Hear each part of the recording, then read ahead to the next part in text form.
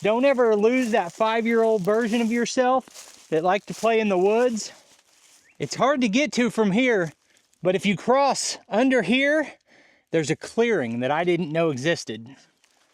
I want like a big area out here, all of this to be untouched for deer and rabbits and skunks and whatever else lives here. Okay, this might be the craziest thing I've ever seen. Hey, it's Brock here with Rock Hill Farm, and I am really excited today because I've just made a pretty awesome discovery that we actually need to verify in this video. But what it comes down to is understanding where my property line is. And I think I've made a discovery that verifies my property line's not where I thought it was over here, it's actually over here. And that may not sound like a big deal, but there's 2 reasons it matters. Number 1, I was that kid who never got tired of playing in the woods, and every fallen log and every pile of rocks was a fort or a place to have an adventure. And now I've got grandkids who we could make some pretty cool areas up here for them to have a little hideout or a play area. But number 2, there's actual usable space here that I'm just now realizing might be on my property. I thought this was all unusable, but there, if you go up there far enough, it flattens out and it's got actually the best view on the property. So what I want to do right now is find out 100% exactly where my property line is. And the way that works is, it's actually pretty easy to do, because I've got this trail here that can clearly be seen with the drone. Building this trail is a big part of what I'm working on my property this spring. But in addition to this being a landmark, the property line is clearly marked up here at the road. When you go all the way to the back of the property, it's clearly marked. And I've got a drone that can get high enough to see both points. So all I've got to do is park something visible, like my big red tractor, on the property line at the back. And then park something else visible, like my little yellow mini excavator, at the property line at this end of the property. And if both of those are marked, I can draw a line across the property and know exactly where that line is. Then all I've got to do is put a couple more landmarks in between here and there. Like I'll park the excavator up here up the top of the hill somewhere, and then I'll be able to drive around in the side-by-side looking at the drone and know exactly what is and what is not my property. So let's check it out. And I want to share with you guys my vision for what I might do with this property over time. The first most relevant thing is the trail that I've been building even on my property. So we're gonna go the farthest up away from my property, possibly onto the neighbor's property that this trail currently goes, and park the excavator right there. Now we're gonna take the bombolite down to the front property line by the road.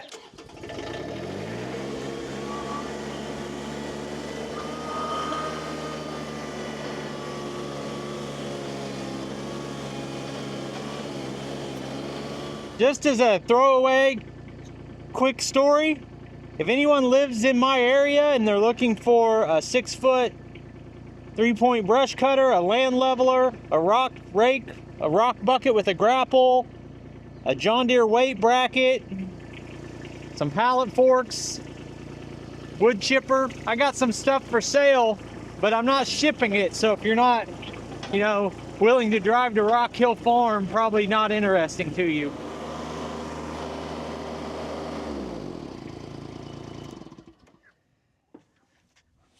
So this stake here, this extra fence post, represents the property line. And if I stand right here, the mini excavator seems like it's just to the right of a straight line from here. But it only takes just 1 or 2 degrees from here, looking at it, to move my property line 100 feet when you get up there. So the only way to know is to have an aerial view showing this property line marker and the one at the back of the property at the same time. Okay, so I've driven the TYM to the property line on the back of the property. And I don't know if you'll be able to see it on camera, but I can see it clear as day. There's an orange ribbon tied next to this post right here. That's marking the property line. So now I have 3 points back here that I just need to draw a line across. So I'm going to try to guess at the property line up here and park the side-by-side on the property line. And then we'll put the drone in the air and we'll draw a line across these points and see where we stand. So as I get deeper into the property, you can see a plateau here. It ramps up in front of me, and there's a drop off over there. That area over there is pretty much useless. This area right up here is really nice. I could do a lot up there. Now the question is, do I own this? Do I own that right there? So here is a drone shot of the property. Now this one's a little bit more zoomed in, and we're going to show you one backed out further in a minute. But the bottom of the screen, you can see the red of the tractor. You can see the side-by-side up near the top arrow. And that black line represents where our actual property line is. Now if you see those yellow lines, that's where I thought the property line was. And you might think, well, how in the heck was he that confused? Well, there's 2 answers. Number 1, when I was standing at the front of the property, walking and trying to evaluate the property line, I was assuming that our driveway, which you can see in the top left, I was assuming our driveway ran perpendicular or parallel to the property line. So I was trying to match the property line to the driveway, and you can see that left me slanting in. Now there's a big middle section of the property that's completely impassable. So once I got up there, I just lost it. And then I could find it at the back and come and find a center point. Now I really want this black line to be accurate. And as we look at it right here, you can see both sides of the property line.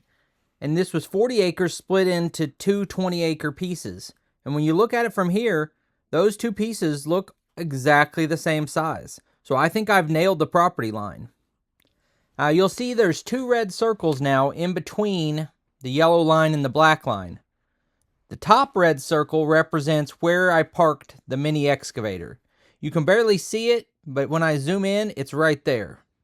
That second red circle is the area that I'm about to show you as I get off and walk around. When you see me standing on a log, that is the location of that log. Now, some people who follow the channel might be interested to see this view of the property and kind of understand how everything's laid out. You might notice that the pond is visible from the front porch of the house and the back porch of the house. That's why I put so much focus on how it looks down there. And then my 3 buildings in a cluster, and where the rock ends at the extended driveway, that's where the woodshed is being finished. On the bottom left corner of the screen, you'll see 2 more bodies of standing water. That's the corner of the property where I tried to get the bighorn stuck. That's also the area where I've considered putting in a second pond. It already holds water when it's wet. I would just have to finish off the banks because that is a massive low spot, and I'm still considering it. Then when you move over to the yellow line towards the bottom of the screen, you might notice a round crater. That is where I spent forever trying to burn out a stump. All of the flat open spaces on my property and the other side of this square are where I cut hay. So I do all of my neighbor's property in hay. And I'm trying to open it up so that some of that area down where the tractor's at, and even between the tractor and the Quonset hut, some of that could be hayfield, and it just needs a little bit of work. Now we're going to zoom in on the area that I'm excited to just now realize is part of our property. And as we do so, you can see the tractor, and you can see the side-by-side, and then in a minute, you'll be able to see the excavator. And all I've got to do is extend this trail from the excavator to the side-by-side, And then everything to the left of that line is now usable space where I can get in here and clean up trees and cut firewood and do clearing with the different brush cutters I've got. And there's so much good content I can make working up on this hill now that I know what is and what is not mine. So I'm directly below the drone now, getting ready to drop it down. And you can see the reference between the excavator at the top, that big tree right behind me is on my property line, and that one to the left of me will be pretty easy to locate too, because it's some of the only greenery in the area.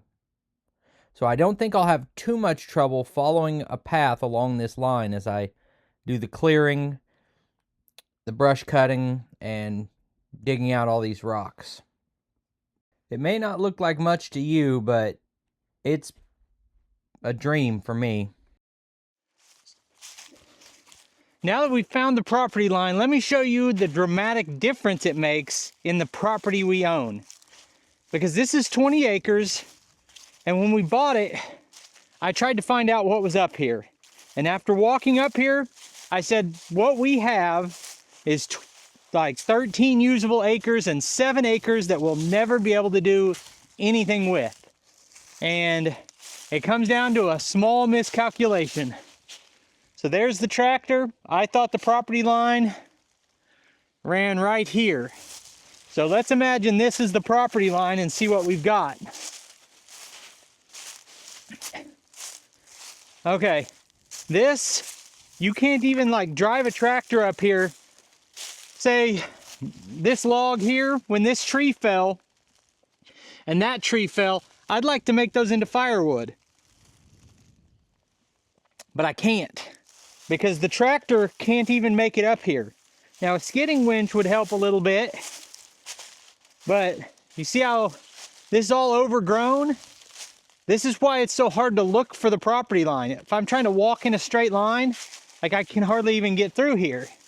But I was thinking that I was standing on my property line where I'm at right now. And let me just point out, this is where I'm talking about the magic of it. Don't ever lose that 5-year-old version of yourself that liked to play in the woods. I mean, look at this. Is that not beautiful? The moss growing across that rock. And I don't want to come up here and destroy all of this, but I'd like to be able to walk it. Maybe me and my wife and the 2 dogs just walk up here and look around. It'd be awesome. That's what the trail is going to do for us. We're going to get access to these parts of the property that are just so cool. So here we are again. I thought this fallen tree was on my property line, but there's actually the potential that I could get a skidding winch and I could take that thing down before it knocks the other tree down, because I can now access the flat plateau right up there. So I've shown you what I thought my property line was. I thought this was the top of my property, and if this is the top of my property, I'm just as well to leave it alone. And now let's look at what is actually the top of my property.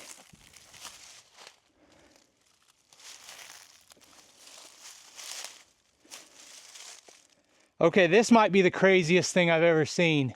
I shouldn't even be standing this close to this. I'm getting away, and I'm gonna see if I can find a way to pull this down or push it down. Look how much tree there is, and look what's holding it.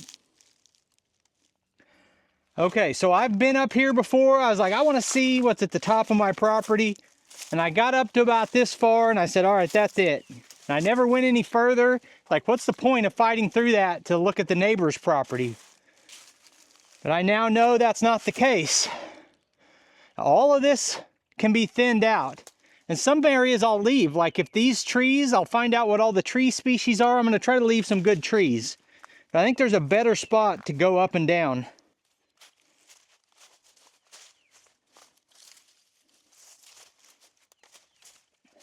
Okay, so just a little ways over here, we come to what I thought was the property line once again. And we've got this awesome hedge tree. Hedge, Osage orange, Bodark, whatever you call these. It's the most beautiful wood you ever saw. Crazy gnarly trees. I just love them. But this is the line of demarcation. And if you stand here, you can see there's our Quonset hut, the shed, the shop, and the house. Up here, this is the best view on the property. It would be nice if this is where the house sat, with just a little bit of selective clearing between here and down there. This would be really secluded, which makes me think, what else could we do up here? Okay, so now we're still in the rough, but it's thinning out, it's flattening out. There's not so many rocks. What do we have up here? This is all on my property. This clearing is on my property.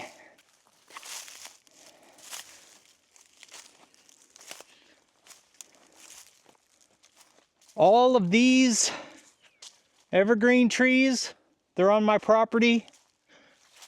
I think I'll probably highlight to you guys in a video, probably when we're looking at the drone footage, I'll highlight this little bit of green that's taller as a reference point for this being here, and I think the property line being here, but it goes this way. So in the drone footage, I zoomed in on me standing right here. There's another giant fallen tree.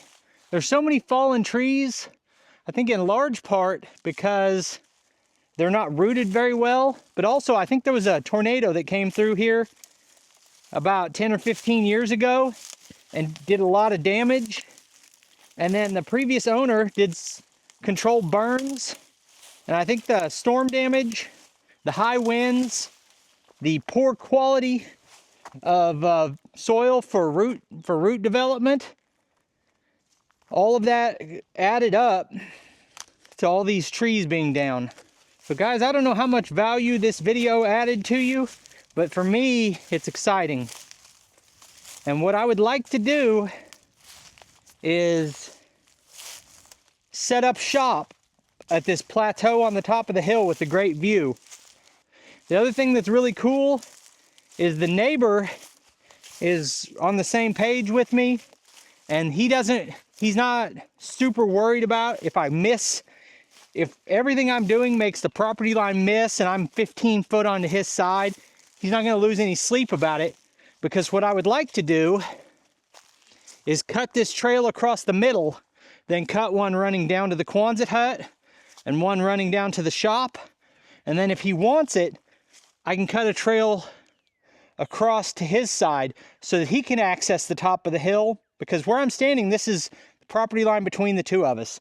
If I cut a few paths that way and a few this way, then it kind of makes like a spider web of trails up here, and then all the pockets that are left untouched for wildlife habitat. So hopefully that's what we end up with, but that's a lot of hours of work. The good thing is I've got the equipment and I like the work. So I appreciate you taking time to watch the video. I'll put links on the screen to a couple more of our videos, and I'll see you next time.